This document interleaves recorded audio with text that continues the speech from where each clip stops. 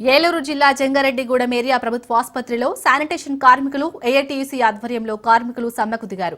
ఆసుపత్రిలో పనిచేస్తున్న శానిటేషన్ కార్మికులకు 5 నెలలుగా పెండింగ్ లో ఉన్న జీతాలు, 18 నెలల పీఎఫ్ బకాయిలు తక్షణమే చెల్లించాలని వారు డిమాండ్ చేశారు.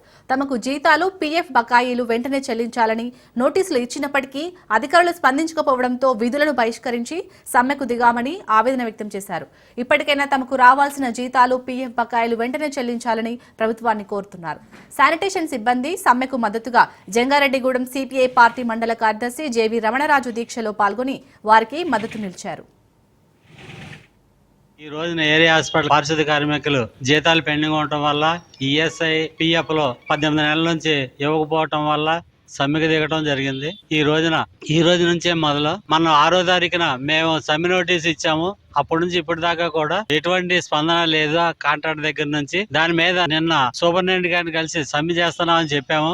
ఆ సమ్మెకి చెప్పి ఈ రోజున అందరం కలిసి ఈ రోజున జిల్లా మొత్తంగా కూర్చున్నారు. ఏలూరు, చింతలపూడి, బుట్టాయగూడెం, పోలవరం మొత్తం అన్ని పారిశుద్ధ్య కార్మికులు కూడా ఇలా ధర్నాలో పాల్గొన్నారు. దాని మీద మాకు జీతాలు ఇవన్నీ మొత్తం ఇచ్చే వరకు కూడా ఈ సమ్మె కొనసాగిస్తుందని ఏఐటీసీగా డిమాండ్ చేస్తున్నాము.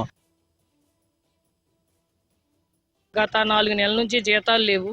అదేవిధంగా పిఎఫ్, ఈఎస్ఐ కట్టడం మానేశారు మా ఫస్ట్ ఆబ్జెక్ట్ ఏజెన్సీ వాళ్ళు. చాలా సార్లు మేము ధర్నాలు చేసాం, నిరసనలు తెలియజేసాం, కానీ ఇప్పుడు వరకు కూడా మాకు శాలరీస్ లేవు, పిఎఫ్ కట్టట్లేదు. దీని వలన మేము ఈ రోజు విధులు బహిష్కరించి నిరసన కార్యక్రమం తెలియజేస్తున్నాము. అదేవిధంగా మా పెండింగ్ జీతాలను, పిఎఫ్లని వెంటనే చెల్లించాలని కోరుకుంటున్నాం.